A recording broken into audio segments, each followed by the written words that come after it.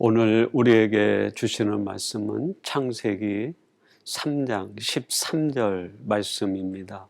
제가 본문 말씀을 봉독해 드리도록 하겠습니다. 여호와 하나님이 여자에게 이르시되 내가 어찌하여 이렇게 하였느냐. 여자가 이르되 뱀이 나를 꿰므로 내가 먹었나이다. 아멘. 오늘 창세기 강의 20번째 시간입니다. 오늘 우리에게 주시는 말씀은 창세기 3장 13절 한 절 말씀입니다. 이 말씀을 갖고 책망도 은혜다 하는 제목으로 하나님의 말씀을 전하도록 하겠습니다. 흔히들 말하길 곡식은 농부의 발소리를 들으며 자란다 하는 이야기를 합니다. 곡식이 심기어져서 열매를 맺기까지의 농부의 손길을 절대적으로 필요로 한다 하는 것을 뜻하는 말이 아닌가 싶습니다. 농부의 손길은 두 가지로 곡식에게 다가오게 되는데요. 하나는 사랑의 손길이죠. 그 곡식을 배려해서 여러 가지 도움과 또 아낌을 베풀어주는 농부의 손길, 그 사랑의 손길이 곡식을 키워가게 되는 것이죠. 또 하나의 농부의 손길이 곡식에게 다가오게 되는데 그것은 어떻게 보면 조금 냉정한 농부의 손길이라고 할 수 있겠습니다. 그 곡식에 가지를 친다든지 과감하게 김을 매며 뿌리째 뽑아내고 솎아낸다든지 또 나무를 갖다 대서 억지로 엉어맨다든지 하는 아주 냉정한 손길. 근데 이 냉정한 손길이야말로 그 곡식을 올곧게 자라게 하고 더 좋은 열매, 아주 튼실한 열매를 맺게 하는 비결이고 방법 아니겠습니까? 제가 그 대구 영락교에 시무할 때 그 장로님 중에 한 분이 사과 과수를 하시는 장로님이 계셨습니다. 그 사과 과수하시는 과수원에 저희들을 초대해서 저희들이 방문했을 때 그 장로님이 하시는 말씀이 지금도 기억나는 말이 있어요. 제가 그 장로님께 사과 농사는 다른 농사에 비해서 쉽지 않아요? 라고 질문을 했어요. 사과 나무를 심어 놓으면 자연히 그냥 거름만 주고 나면 꽃이 피고 또 열매가 맺혀서 그냥 따기만 되면 되는 것이 아닌가, 그런 생각에서 제가 질문을 드린 거죠. 그랬더니 그 장로님이 하시는 말씀이, 목사님, 이 사과나무가 아주 아름다운 열매를 맺기 위해서는 1000번의 손길이 가야 됩니다 라고 이야기하더라고요. 물론 상징적인 의미겠죠. 1000번이나 손길이 간다는 뜻이 아니라 그만큼 농부의 많은 손길이 필요하다 하는 표현이었을 것 같아요. 여러분, 그 농부가 사과나무에 좋은 열매를 맺기 위해서는 1000번 가까운 손길이 가야 되듯 가지를 치고 꽃을 따주고 또 봉투를 씌워주고 수많은 그 관리가 필요하다. 그리고 그 결과로 아름다운 열매를 얻을 수 있다 하는 뜻 아니겠습니까? 곡식 하나를 키우는 것도 사과 열매 하나를 얻기 위해서도 이렇게 그 농부의 손길이 필요하듯 우리 성도들도 하나님 앞에서 올곧은 성도, 하나님이 볼 때 건강한 성도가 되기 위해선 더 많은 하나님의 손길이 필요한 것 아니겠습니까? 하나님의 격려와 하나님의 칭찬과 하나님의 위로와 사랑의 손길도 우리에게 필요하지만 우리들이 정말 좋은 크리스찬, 하나님이 보실 때 튼실한 열매를 맺는 성도가 되기 위해선 하나님의 책망의 손길, 하나님의 냉정한 손길이 무엇보다도 필요하겠다. 그런 뜻에서 저는 하나님이 우리에게 하시는 책망이라고 하면 그 책망도 역시 은혜가 아니겠는가. 여러분, 오늘 본문 한 번 더 주목해 보시기 바랍니다. 하나님께서 하와에게 이런 이야기를 합니다. 여호와 하나님이 여자에게 이르시되 내가 어찌하여 이렇게 하였느냐. 여자가 이르되 뱀이 나를 꿰므로 내가 먹었나이다. 하나님께서 하와에게 어찌하여 라고 책망의 말씀을 합니다. 아담과 하와가 하나님이 금하신 선악과를 먹고 죄에 빠졌을 때 그래 잘했다. 너희들이 마음대로 한 번 더 해봐라. 이렇게 했다고 하면 여러분, 우리 인생, 우리 인간들에게 정말 길도 없고 희망도 없었던 거 아니겠습니까? 근데 하나님께서 어찌하여 탄식하듯 찾아오셔서 책망하시는 그 말씀 속에 우리를 다시 회복하시고 다시 하나님의 자녀로 구원하시겠다고 하는 하나님의 의지, 정말 하나님의 깊은 경륜과 뜻이 담겨 있는 말씀 아니겠습니까? 저는 이 하나님의 책망하시는 말씀으로부터 죄된 우리 인생의 새로운 길이 열리게 되었고 우리의 구원의 길이 열리게 되었다. 그렇게 저는 믿습니다. 그러므로 우리 크리스찬들이 하나님 앞에서 정말 건강한 그리스도인, 튼실한 크리스찬으로 살기 위해서는 칭찬의 말씀보다 하나님이 주시는 이 책망, 여기에 우리가 더 예민해야 되는 것이 아니겠는가.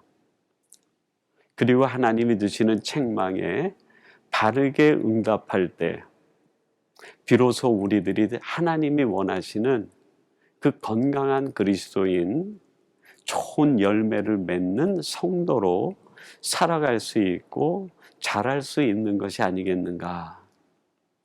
이런 뜻에서 오늘 말씀을 통해 하나님은 그럼 우리들에게 책망하실 때 어떻게 책망하시는가, 무엇을 통해서 책망하시는가 하는 것을 함께 생각해 보려고 합니다. 그리고 하나님이 책망하시는 그 책망에 우리들이 예민하게 반응하여 하나님이 원하시는 그 건강한 그리스도인, 좋은 열매를 맺는 성도로 무럭무럭 자라게 되는 우리 모두가 되기를 주님의 이름으로 축원합니다.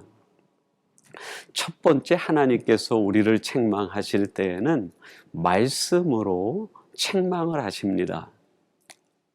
여러분, 창세기 3장 11절 말씀입니다. 한번 주목해 보세요. 이르시되 누가 너의 벗었음을 내게 알렸느냐? 내가 내게 먹지 말라 명한 그 나무 열매를 내가 먹었느냐?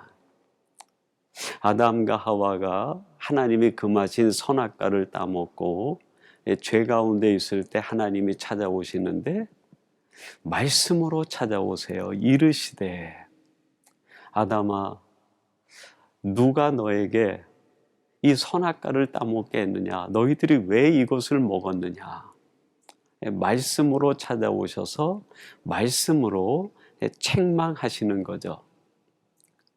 하나님께서 우리를 종종 책망하실 때 말씀으로 책망을 하십니다. 왜 이렇게 했느냐? 이것이 성도다운 모습이냐? 이것이 너가 선택한 일이냐? 왜 여기에서 돌아오지 않느냐? 말씀으로 책망을 주세요. 그때 우리들이 어떻게 해야 됩니까? 하나님의 말씀 앞에 무릎을 꿇고 하나님, 제가 회개하나이다. 하나님, 제가 하나님이 금하신 그 일을 죄 가운데 선택하고 말았습니다. 저를 용서해 주시옵소서. 회개하고 무릎을 꿇는 이것이 우리들이 새로운 삶을 살아갈 수 있는, 그게 길이 열리는 것이고 비결 아니겠습니까? 그런데 아담과 하와는 하나님의 말씀으로 책망하실 때 오히려 하나님을 탓하고 사람을 원망하고 책임 회피와 자기 변명으로 일관합니다. 이게 가장 무지한 일이고 이것이 가장 어리석은 일이죠. 하나님의 말씀으로 찾아오셔서 우리에게 책망하실 때 그 책망에 아버지의 마음의 뜻을 따라 반응하는 것, 그리고 나를 되돌리고 회개하는 것이 하나님 앞에 가장 지혜로운 사람으로 살아갈 수 있는 길이 열리는 것이고 비결입니다. 사도행전 9장 4절에 보면 이런 말씀이 나옵니다. 땅에 엎드러져 들음에 소리가 있어 이르시되 사울아 사울아 내가 어찌하여 나를 박해하느냐 하시거늘. 이 사울이라는 청년이 예수 믿는 자들을 박해하기 위해서 다메섹을 넘어갈 때 우리 부활하신 주님이 빛 가운데 사울에게 나타나서 말씀을 합니다. 사울아 사울아 내가 어찌하여 나를 박해하느냐. 하나님의 말씀이 사울을 책망하는 말씀으로 임하게 된 겁니다. 이때 이 사울이라는 청년이 그 말씀 앞에 고꾸라지고 말아요. 회개하고 자기 인생을 완전히 되돌려 버립니다. 책망의 말씀 앞에 회개하고 자기 인생을 되돌릴 때 그 사울은 위대한 전도자 바울로 재탄생하게 됩니다. 신약 성경 역사 가운데 가장 위대한 하나님의 사람으로, 위대한 사도로, 위대한 전도자요 사명자로서 이름을 남기게 됩니다. 가장 잔악한 이름을 남길 뻔한 사람이 자신을 책망하시는 하나님의 말씀에 반응하여 가장 위대한 사도가 된 거예요. 그렇습니다, 여러분. 하나님이 우리에게 주시는 책망의 말씀에 우리들이 바르게 응답하고 내 자신을 바꾸고 변화시킬 때 우리의 인생에 새로운 내일이 열리게 되고 하나님이 원하시는 진정한 성도로서의 삶을 살아갈 수 있게 됩니다. 여러분들이 이렇게 하나님의 말씀에 반응하는 성도들이 되시기를 주님의 이름으로 축원합니다. 두 번째로 하나님이 우리를 책망하실 땐 무엇을 통해서 책망하시는가? 양심의 찔림을 통해서 책망을 하십니다. 창세기 3장 8절 말씀 한번 주목해 보세요. 그들이 그날 바람이 불 때 동산에 거니시는 여호와 하나님의 소리를 듣고 아담과 그의 아내가 여호와 하나님의 낯을 피하여 동산나무 사이에 숨은지라. 이 아담과 하와가 하나님이 금하신 선악과를 따먹었을 때 그날 밤 하나님이 동산에 찾아오십니다. 그 소리를 듣고 아담과 하와가 하나님의 낯을 피하여 숨었다라고 얘기합니다. 왜 아담과 하와가 하나님의 낯을 피하여 숨었을까요? 그의 양심이 찔렸기 때문이에요. 하나님이 금하신 선악과를 따먹은 그것이 잘못됐다는 것을 그들이 이미 알았습니다. 그래서 그들 안에 있는 선한 양심이 그들에게 이것이 잘못됐다고 고발을 한 거죠.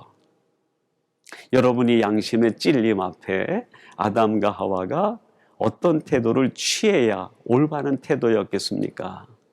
그 자리에서 통곡을 하고 무릎을 꿇고 하나님 앞에 손을 들고 자복하며 회개하는 것, 이게 진정한 양심의 찔림에 대한 바른 태도 아니겠습니까?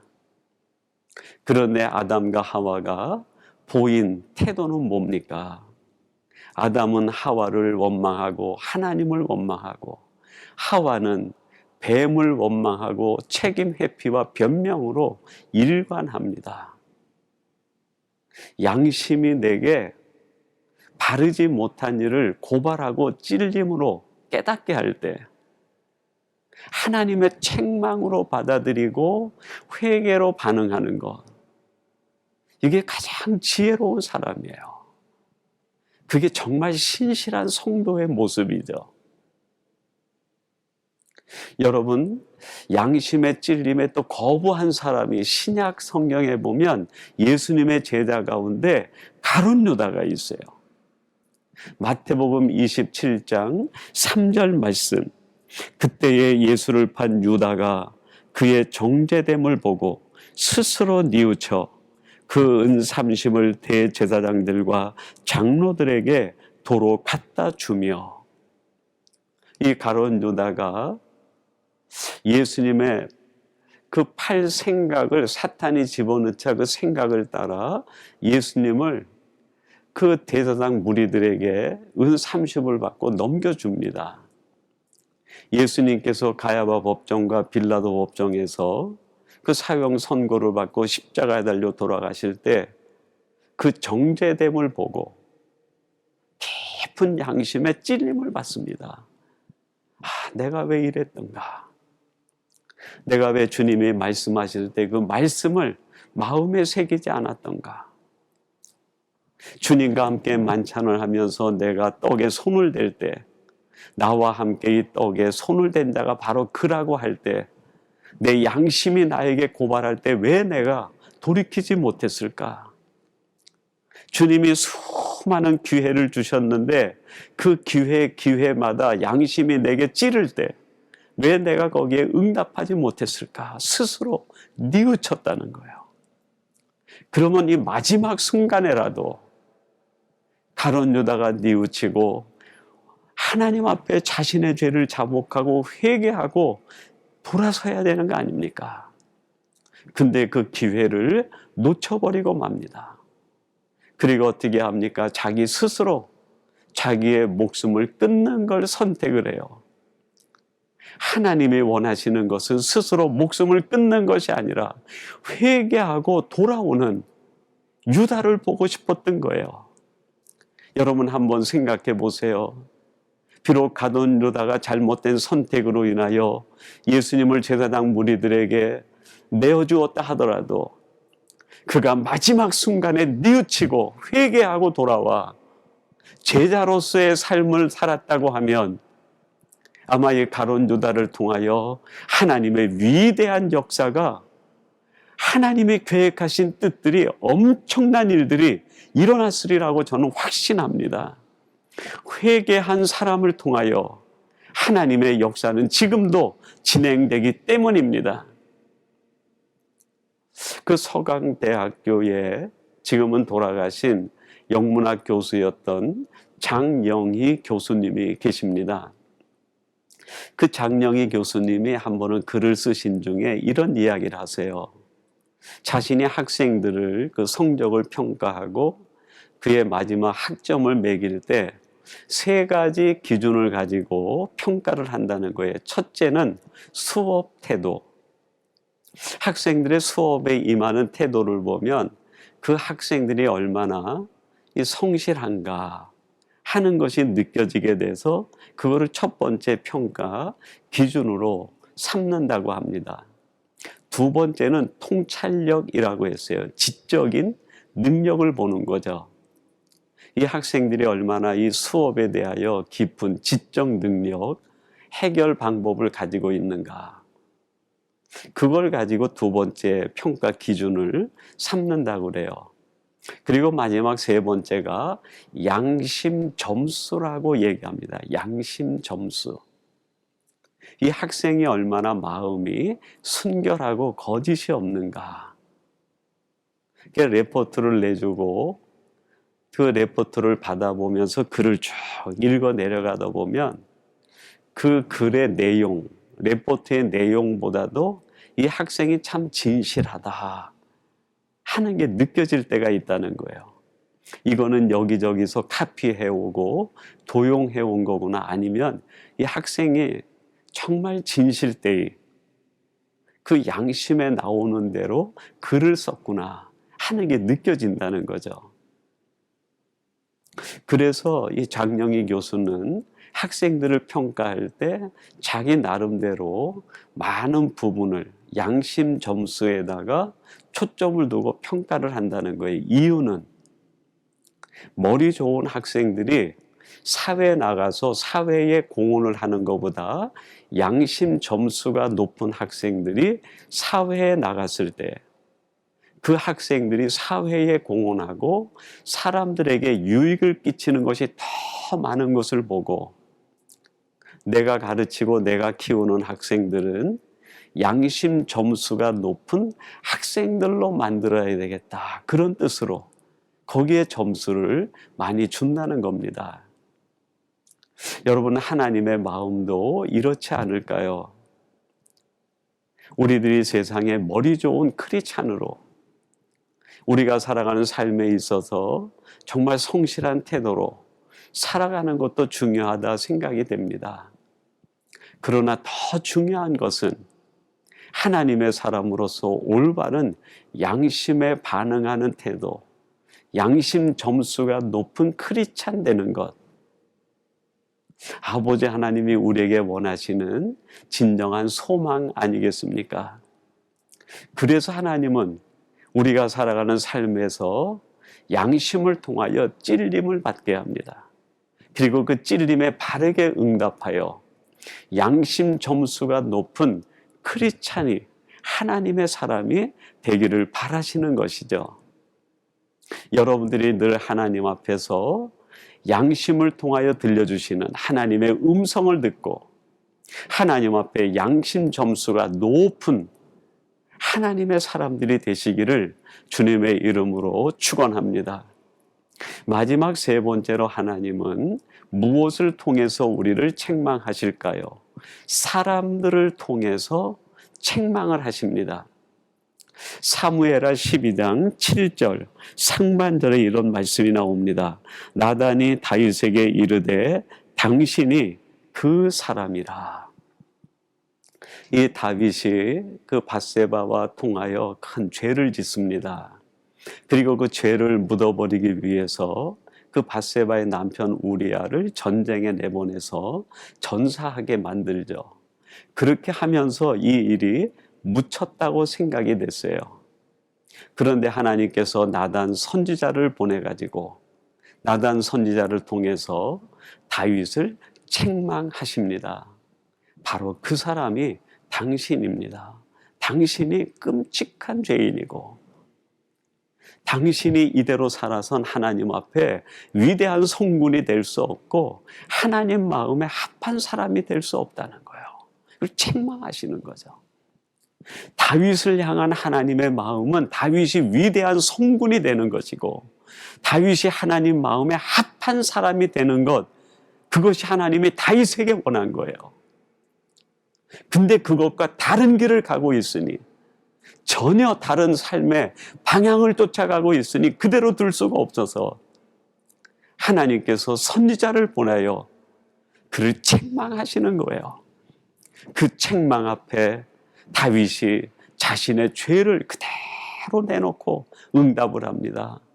회개하는 거예요. 자기의 침상이 눈물로 인하여 뜰 만큼 처절하게 통곡하고 회개를 합니다. 사람을 통해 책망하실 때 그 책망 앞에서 자신의 죄를 내려놓고 회개한 다윗, 하나님께서 비로소 그를 향해 내 마음에 합한 사람이라고 그를 일컬어주고 칭찬을 해줍니다. 여러분, 다윗이 무흠해서가 아니라, 다윗이 죄를 짓지 않는 사람이어서가 아니라, 죄를 지었지만 흠이 있지만 사람을 보내어 책망하실 때 그 책망 앞에서 변명하지 않고, 책망 앞에서 책임을 회피하지 않고, 책망 앞에서 원망하거나 다른 태도를 보이지 않고 회개하는 사람이었기에 하나님께서 내 마음에 합한 사람이라고 인정해 주신 것 아니겠습니까? 여러분, 이렇게 하나님 마음에 합한 사람이 될 수 있는 이 기회를 놓친 사람이 신약 성경에 보면 아나니아라는 사람이 나옵니다. 사도행전 5장 3절에 이렇게 말씀합니다. 베드로가 이르되 아나니아야 어찌하여 사탄이 내 마음에 가득하여 내가 성령을 속이고 땅값 얼마를 감추었느냐. 이 아나니아와 삽비라가 초대교회 성도들이 자기 재산을 팔아 약한 사람들을 도우니까 큰 감동이 된 거예요. 그래서 자기 땅을 팔아서 교회에 내려고 하는데 그 돈이 너무 아까워 보이는 거예요. 그래서 그 일부를 감추어 둡니다. 이 사실을 하나님께서 성령을 통해 베드로에게 알게 하시고 베드로가 아나니아에게 말합니다. 아나니아야, 내가 어찌하여 이렇게 했느냐? 땅을 팔기 전에도 내 것이고 판 뒤에도 내 것이 아니었느냐? 솔직히 얘기하고 하나님 앞에 드릴 바를 드렸으면 하나님이 너에게 더 큰 은혜와 축복을 주었을 텐데 어떻게 성령을 속이고 땅값 얼마를 감추었느냐? 여러분, 지금이 기회 아닙니까? 베드로 선생이여, 제가 잘못했습니다. 내가 잠시 성령의 마음을 속이고 내가 잘못된 걸 선택했습니다. 이야기하고 하나님에게 지혜를 구하고 길을 구했다고 하면 아나니아는 초대교회의 가장 위대한 성도 중에 한 사람으로 이름을 남겼을 것입니다. 사람을 통하여 주는 책망 앞에서 그 책망을 받아들이지 않을 때 그 자신의 죽음과 부인의 죽음, 그리고 초대교회 역사 가운데 가장 안타까운 사람, 불행한 사람으로 이름을 남기게 됩니다. 사랑하는 성도 여러분, 우리는 하나님 앞에 칭찬 듣고 위로와 사랑의 손길 받는 것만을 은혜로 생각하면 안 돼요. 이거보다 더 깊은 은혜가 있습니다. 그게 뭘까요? 책망받는 은혜요. 책망. 책망을 받지 않는 게 불행입니다. 하나님이 책망하실 때 그 책망 앞에 손을 들고 회개하고 내 삶을 돌리게 되면 지금은 상상할 수 없는 놀라운 내 인생의 길이 열리게 되고 하나님의 역사가 나를 통하여 이루어지게 됩니다. 오늘 주시는 말씀을 통하여 다시 한번 우리들이 마음에 깊이 깨달을 것은 책망도 은혜다. 책망받는 것이 하나님의 말할 수 없는 사랑이고 말할 수 없는 은혜라는 사실을 깨달아 때때로는 말씀으로, 때때로는 양심의 찔림으로, 때때로는 사람을 통하여 책망하실 때 하나님의 책망을 외면하고 거부하는 것이 아니라 솔직하게 믿음으로 반응하여 회개하고 내 삶을 돌림으로 인하여 하나님 마음에 합한 사람, 이 시대 하나님이 쓰실 수 있는 가장 위대한 하나님의 사람들이 되시기를 주님의 이름으로 축원합니다. 우리 같이 기도하겠습니다.